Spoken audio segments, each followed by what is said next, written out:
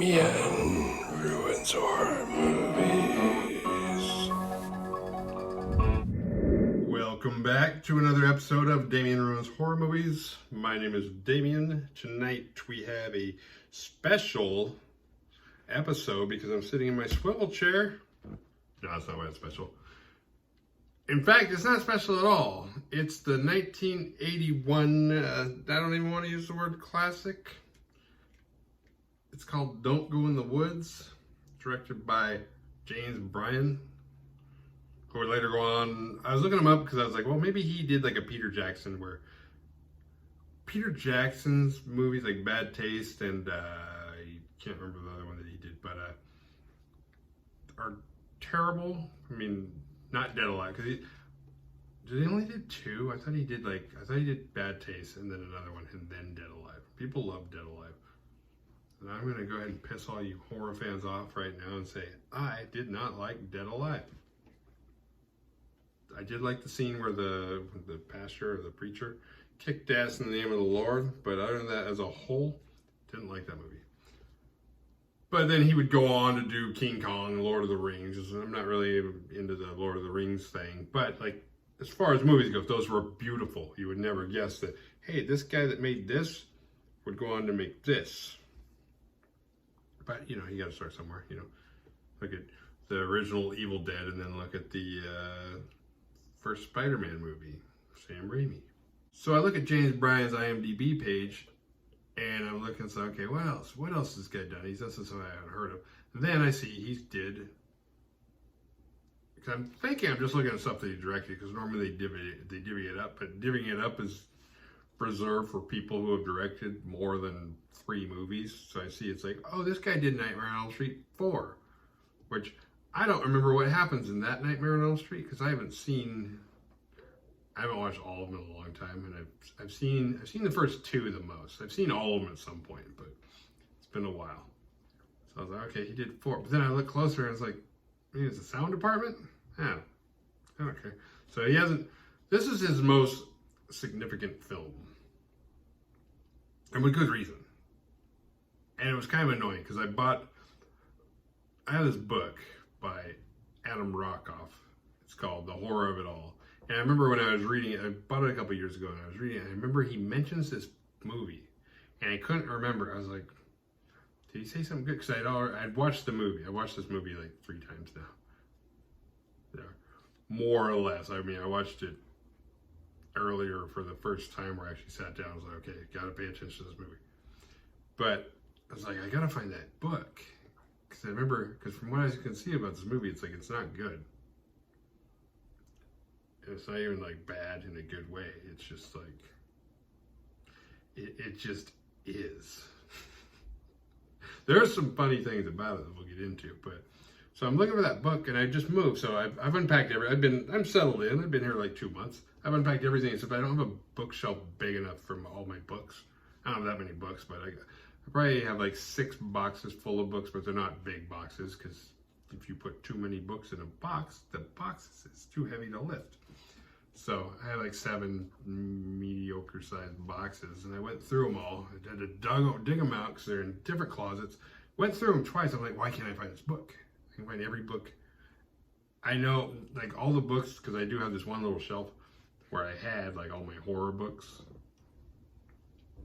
And so I find a box that has everything that was in the same stand as this book. I find everything but this book I'm looking for. It's getting annoying. It's like every time I need something, I can't find it. So I looked through each box probably twice, maybe some of them 3 times. And then the next day I was looking, and on that bookcase behind me, next to the AT-AT's foot, there's a couple DVDs, and there's 2 books underneath it. There's 2 books that got packed with the DVDs, and so they're just sitting on the shelf next to that AT-AT's foot. And check out how big this AT-AT is. A little pride and joy right there. But sitting right next to his foot, like the AT-AT was hiding it from me, this goddamn book that I finally found. And I was thinking, and I'll put a link below so you can like click on it and go directly to Amazon if you want to order it. It's a good book. He wrote in a previous book that was going to pieces that I don't think Stars made the documentary, but going to pieces. There's a documentary that you can watch. I think you can still watch it on Stars. I think it's on YouTube. I've never watched it all the way through. I feel bad. But this book's pretty good. It's basically kind of just about slashers. And I was thinking he was going to stand up for this movie and encourage me and make me feel like, okay, it's worth watching another time. And I found it doesn't have an index. I was like, damn it, now I gotta like go through chapters and skim my way through it because I don't have time to read the whole book again before I do the review. And I find it, and he just shits on this movie. Which made me feel kind of good, because I was like, I was hoping, like if somebody can defend something, and I'm watching it anyway, so I don't care. If you say something good, say something bad. I was hoping you'd have something good to say, that way I'd have something to look forward to, but I mean, he not only ripped on it, he said it's the worst. He had it narrowed down between this, New Year's Evil, and I can't remember the other movie. It's something I haven't seen. But he had them tied for worst and then decided that this is the worst slasher movie ever made. And I can't say I disagree, because this movie, well, we'll jump into it. But New Year's Evil, it's bad, but there's got to be a lot worse than that. I mean, it's not that bad. It has, I can't think of any redeeming qualities, but I don't know. If anything takes place in a good time period, like, I don't know. All right, it sucks. Let's get into the movie. This movie starts off right off the bat with a kill. Some random chick is running from something. Don't know because it's off screen. She runs, she trips over nothing, she falls in the water, she gets up, she gets killed. And then next we go to another guy. He's dressed like, he's out in the woods dressed like Sherlock Holmes. It's not sure, I don't know what he's doing. And one thing that really doesn't work for this movie is that it's low budget. And most of, like 95% of the kills in this movie take place during the day, which is really bad. It's like, dude, if you're gonna do low budget, you gotta do it at nighttime. You have to be able to hide shit in the darkness. Not that I'm a filmmaker. Not like this guy really is either. Sherlock Holmes gets his arm chopped off, and then he gets killed. Oh, 2 deaths in the first couple of minutes. I was like, all right, cool. Then we are introduced to, everything I've read has told me that this is 2 couples, because it's 4 people, 2 guys, 2 girls. They're 2 couples. You get no indication from the chemistry of this character. You get no chemistry from the characters, period. But nothing indicates that they're couples. It's there's Peter, who, I don't know what's wrong with Peter, and I'm going to say that a lot during this review. And there's Craig, who's like the douchebag leader who knows everything about camping. And then there's the 2 girls, Ingrid and Jody. They call her Jody. But if you go to IMDb, it shows her name's Joanne. So I don't know what the hell her name is. Because sometimes it sounds like they call her Joanne. And then it sounds like they call her Joni. And then it sounds like they're calling her Jody. So I'm going with Jody. The most time she responded was when they called her Jody. And they're out in the woods, and Peter, this feels like a camping training guide for Boy Scouts in the 70s. Like the way that Craig talks. And the way he looks. He's got like the little neckerchief around his neck, like TJ from My Bloody Valentine. Actually, he looks like TJ's older brother, except more of a douche. And he's just like, so the important thing you want to do, like the way he talks while he's moving around, it's like, is this overdubbed or is that how that guy talks? He's the guy you'd want around if you got to a point where you're like, oh man, we ran out of food, now what do we do? But the rest of the time, it's like, you just want him to shut the fuck up. Say, hey dude, just shut up. Oh, you shouldn't have jumped from there. You could have fallen. There could have been a snake. Shut the fuck up, Craig. Ain't a snake out here. I haven't seen any kind of animal since we got here. But something in the distance is watching them. We don't know what's killing people yet. And the music, the score consists of 2 main pieces. It's not the only ones, but there's 2 main ones. There's one that's like creepy. And then there's another one that's just goofy. together, combined with the fact that this movie is mainly shot in the daytime, the movie's not scary at all. It's just like you don't have this any sense of like, uh-oh, now what's gonna happen? Even when the kills happen, they're just so goofy that you're like, what just happened? His arm got chopped? What? Okay, who is that guy? Because everybody getting killed, you have no idea who they are. Like it just jumps from this group where we're kind of getting to meet, and then it jumps to these old people. This weirdly dressed old guy. He's like a photographer, and he's in this hurry, and he just leaves his wife, and she's like, "Hey, wait up, wait up!" He's like, "Oh, I got a shot! Oh, I got a shot!" And he gets killed, and then she gets killed. And it's like, okay, who are they? They're just people. They're just kills. And it wasn't like the amount of kills in this film. It's weird because it's disproportionate to like the budget of kills they had to offer. It wasn't like they're like, okay, we had a concept where 4 people would go in the woods, but we had the technology to do like 12 awesome kills. Therefore, we need 8 other people in this movie that we can kill. Well, we don't want to, but we don't want to get character. We don't have to make up 8 in-depth characters. You don't have a big, awesome kill budget. All the kills are pretty lame, and you're just veering off. It's like listening to someone with ADD tell a story. There's like, yeah, and then they set up camp, and oh, then there's other couple comes, and they get killed and they're walking. Oh, and then Peter gets mad at him, and he storms off, and then this girl's running, and she gets off a cliff and she dies, and then in the background this girl's playing in the water, and she didn't even know that the guy died right next to her, and then the old lady died, but then they make a fire. Huh? What the hell's going on? For a main group, we sure don't spend a lot of time with them. There's no character development whatsoever. The characters just become more unlikable. That's about as well as you get to know them. It's like, well, they seem okay. They all look funny. Not all of them. Peter looks kind of normal. Craig looks like a douche. And the 2 girls, they got these short haircuts. I think it's like the Alice haircut from Friday the 13th Part 1. Down at the police station, the local police have a list of missing persons. So apparently they've been chilling. It's like there's like a quota. Like, hey, we got a missing person. Put it in the pile. Oh, we got another one. It's like, hey, we're up to 8. Should we do something? 8? Yeah, 8 definitely will do something. 7? 5, definitely not. 8, that's the number. Let's go look. I think there's bears killing.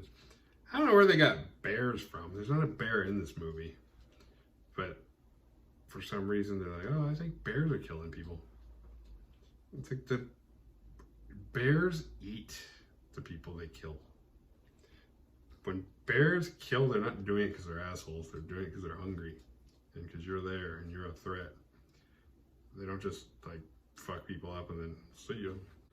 The night has fallen, but luckily our main couple has set up camp, and they've made a little fire, and Craig tells these dumb, like scary stories. I think one of them even involved him farting, which is kind of weird.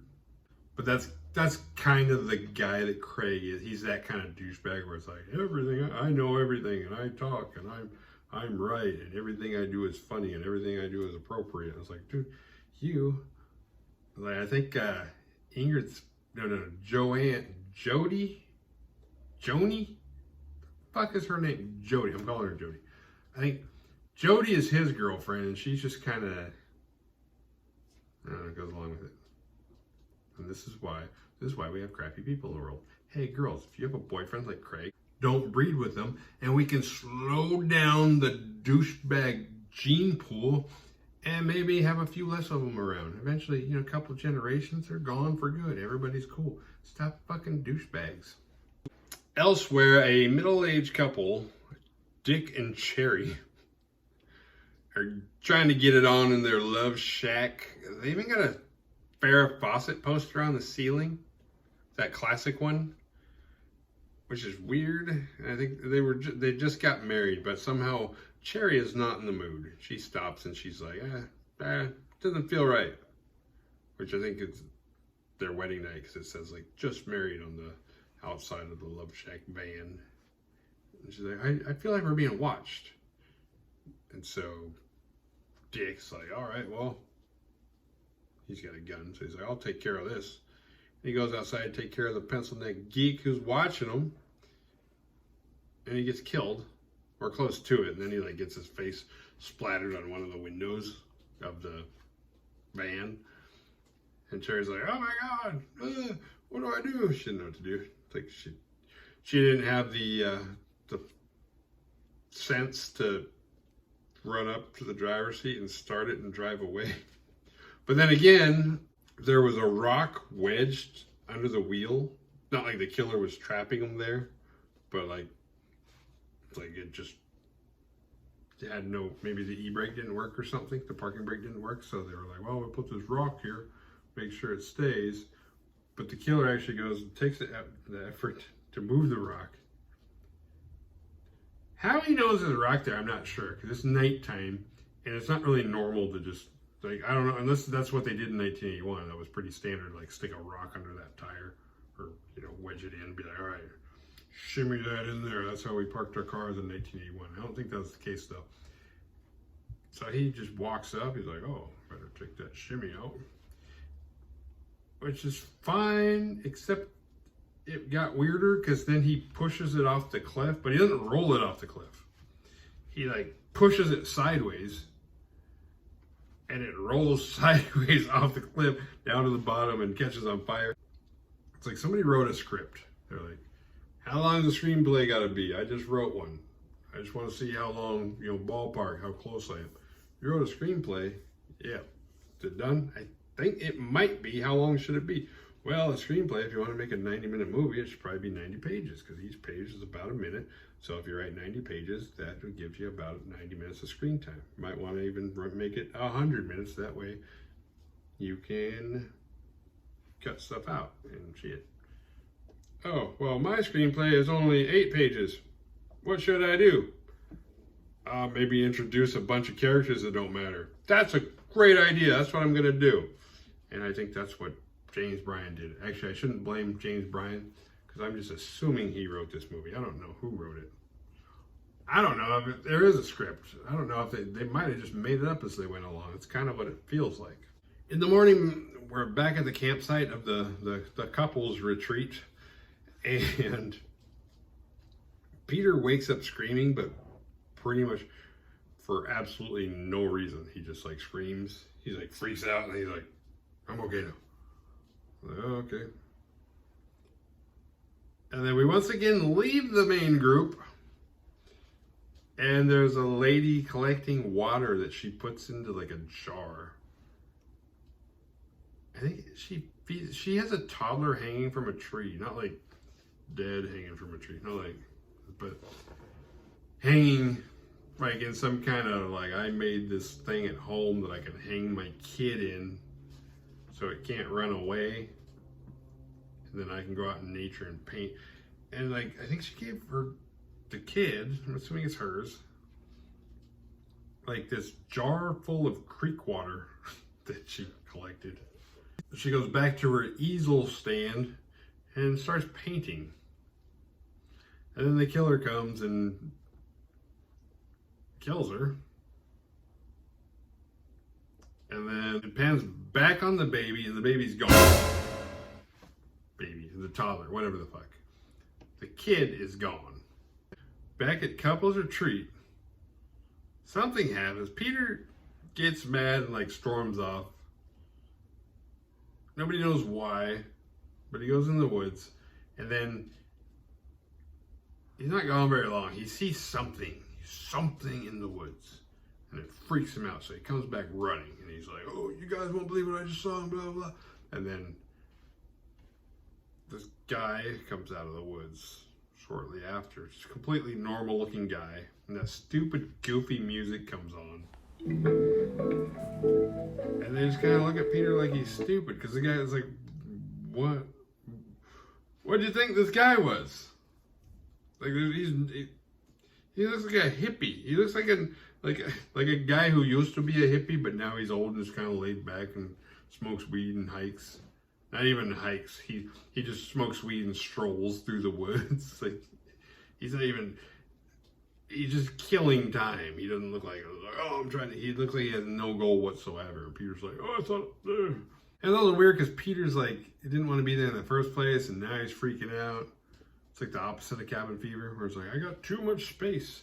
This feels like an intervention. Or like he's on some kind of like probation. They just dragged him out there against his will. It's like, why is Peter there? Peter's completely out of his element. He hates it there. And he's along anyway. And it doesn't really seem like you guys even like Peter that much. What are you doing? So then they make fun of Peter for being afraid of the hippie. So Peter's like, fuck you guys. And he takes off again.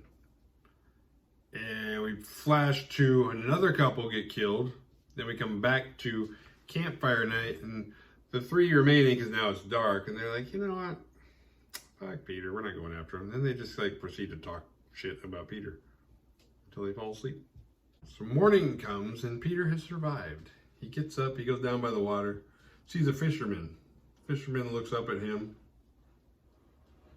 And like, it's funny, the killer is on a thing, like Peter's, he's not in a cave, but he's in like kind of an opening and they're like, you could climb over it. And like the killer's up there.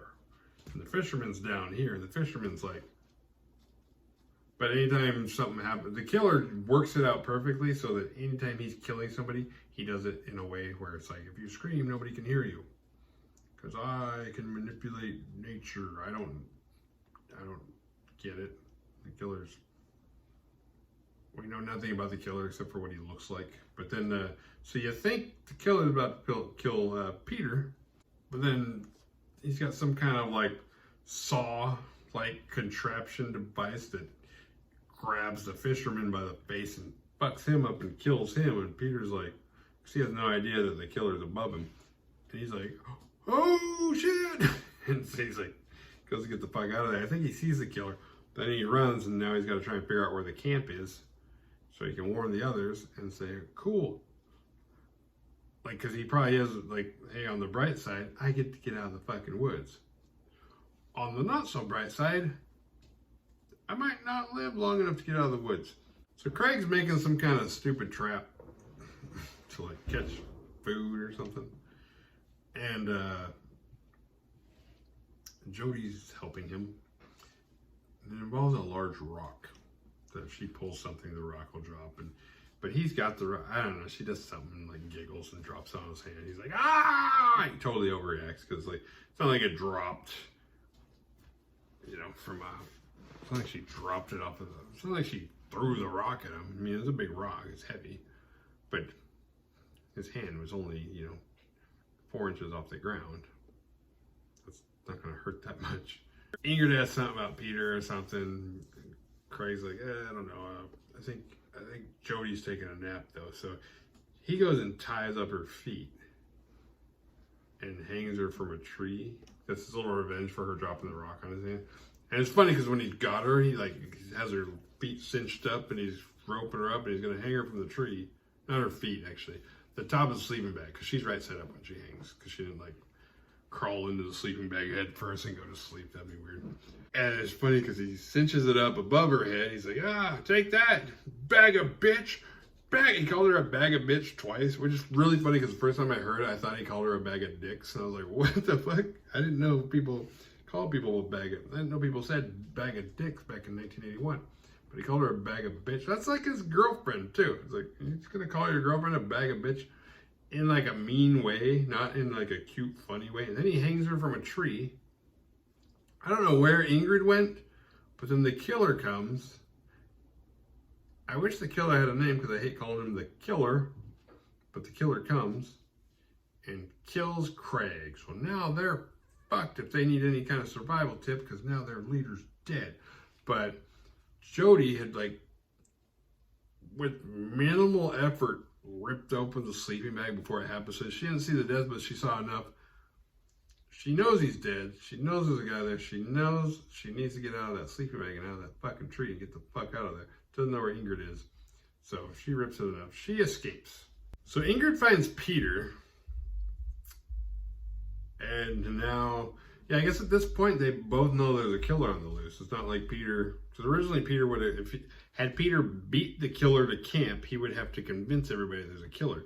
But since the killer beat him to camp and killed Craig, everybody's on the same page. See? Glass half full. Cool. Now that we know what's going on, we can get the fuck out of here and we don't have to sit around talking about it. So they wander and try to escape, and for some reason, I don't know where they started, but they have no idea where to go.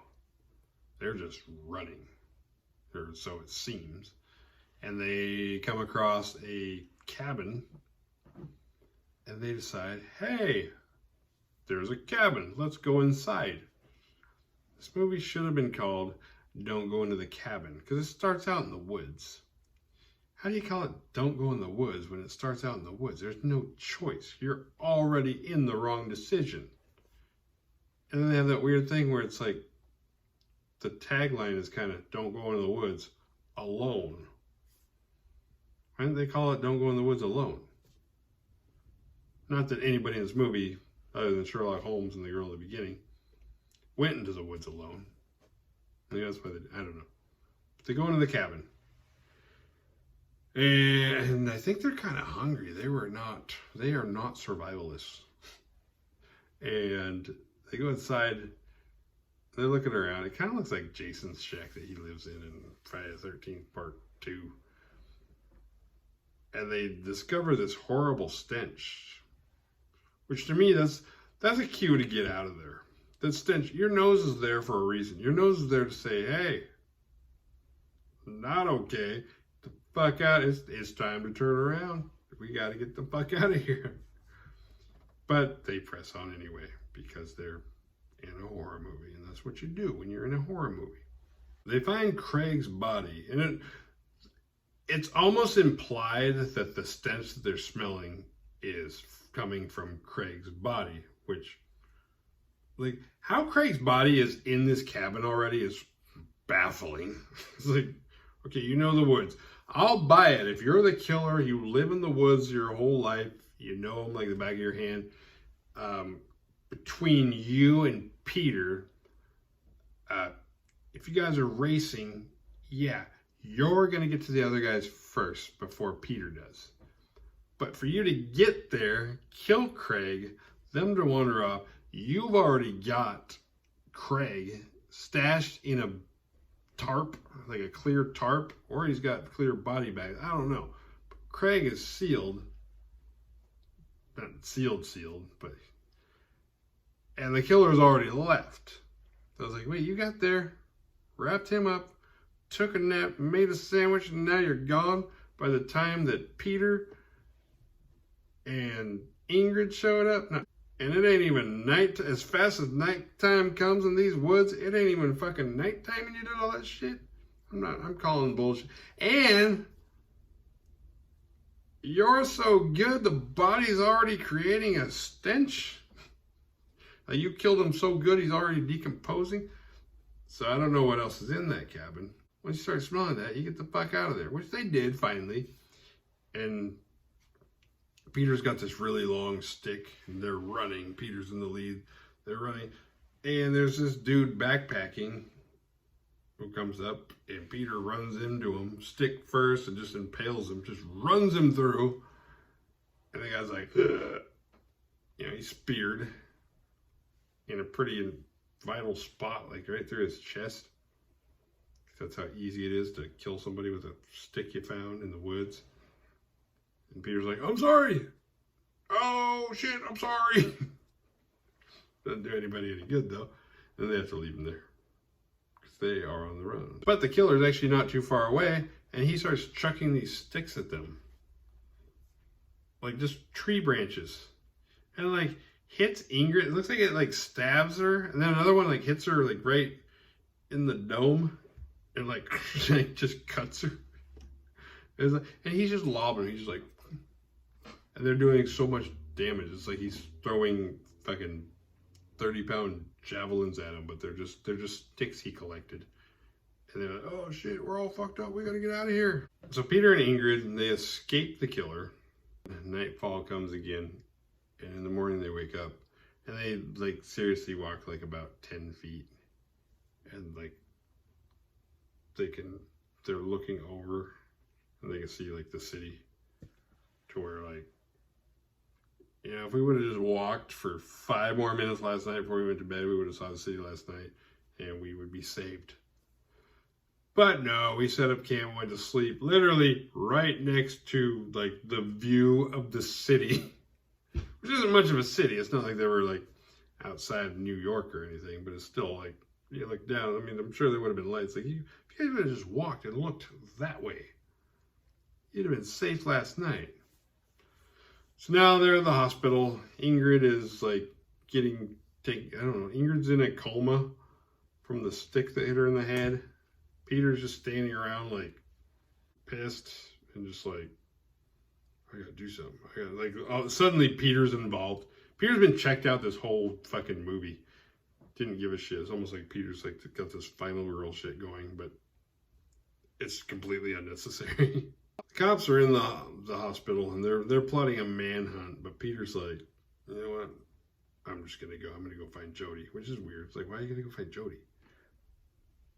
She might be dead. There's a bunch of people that are going to look for her. Jody's not your girl. It would make sense like if Jody's his girlfriend, he's like, I got to go find her. But it's like, I got no feel from this movie that anybody in it, any of the characters gave a shit about each other really.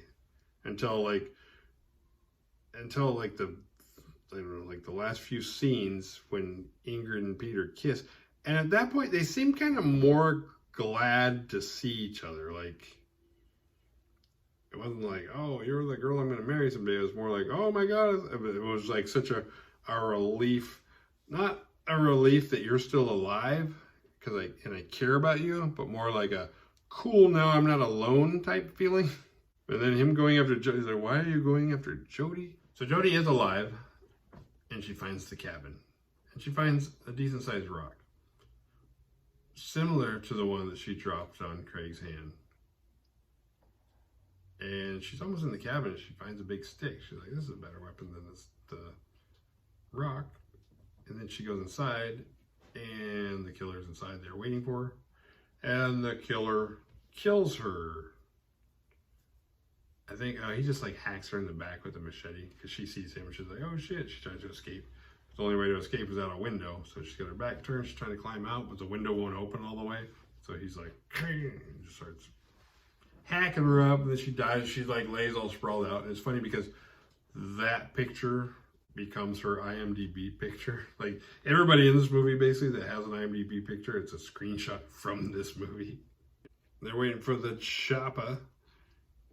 And the fat ass sheriff goes poking around and finds the cabin. And it's like, it's in real time. It's like the longest, like we have to watch him do every single thing. And then he gets in and he finds Jody, and he's like, oh, he's spooked a little bit. And then his James Franco looking deputy barges in. He's like, what's going on here? And it kind of scares me. He's like, whoa, don't you ever knock? I was like, why would he knock? Peter's in the distance watching them.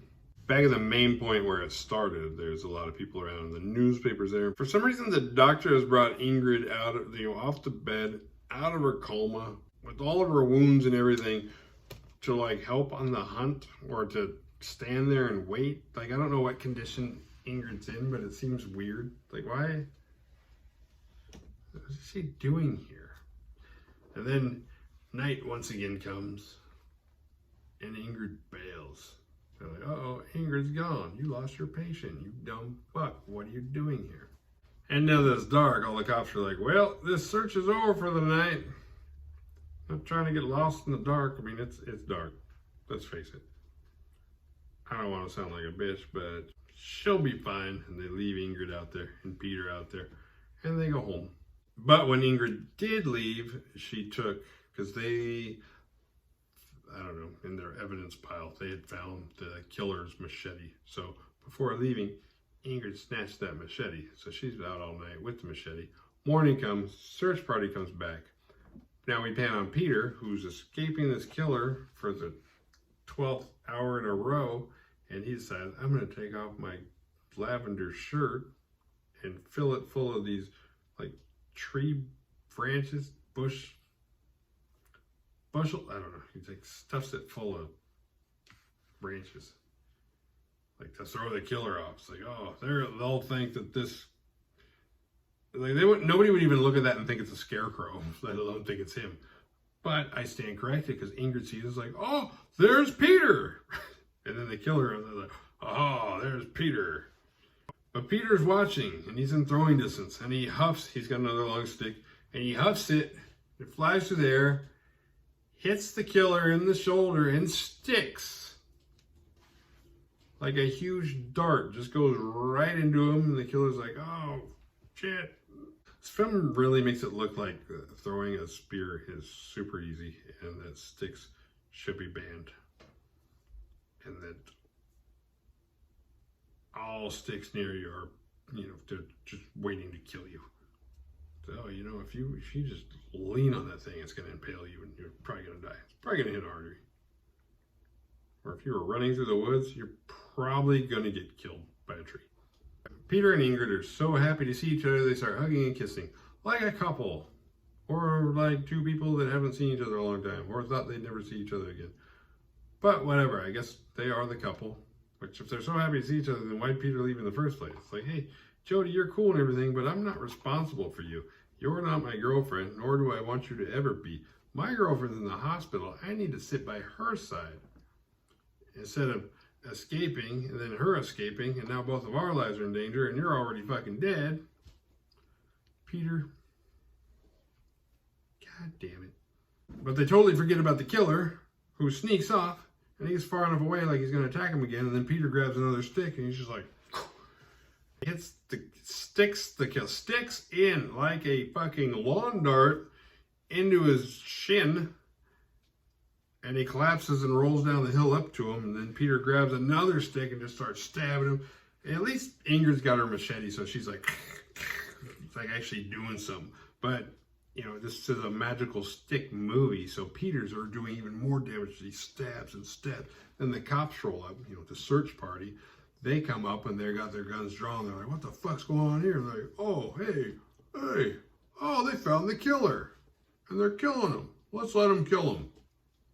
Which is kind of cool, because their job probably should have been to stop them from killing the killer so he could have a trial and stuff, but fuck it. But in the distance, there's a box with some holes in it. It's the box that's in the cabin that Jody had seen this box. I just didn't mention it earlier because I forgot. Because it's kind of nonchalant. It's kind of there if you see it in the background. You're like, what is that? It's like, and the base of the holes in it looks like there's something alive in it. I thought maybe it's a snake. But that little blonde toddler that was hanging in the tree, she comes popping out of it. But she's far enough away that nobody can see her. So they're all like, yeah, you got the killer, and we're going to do all this. And they wrap everything up, and they all leave, and nobody even realizes the little blonde girl's there. The toddler, they leave her behind. The toddler has a hatchet in her hand, and she's just kind of sitting there just thump, thump on the ground to kind of allude to the idea of like, uh-oh, they left her behind. Now she's going to grow up in the woods. We're going to have a fucking sequel, which I'm pretty sure they never made. Thank God. Because this movie was almost 82 minutes. It's probably the longest 82-minute movie I've ever seen. I think I said something similar about that with Creep Van. I'll watch Creep Van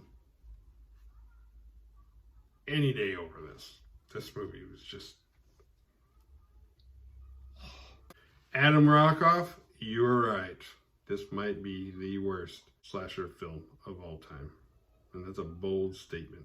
This award goes to Peter, because even though he didn't want to go on the camping trip, he went and he was an okay sport. Sure, he stormed off a couple of times, but he always came back. And then when it came time to do the right thing and look for Jody, he did, even though she wasn't his problem. And in the end, he killed the killer, basically.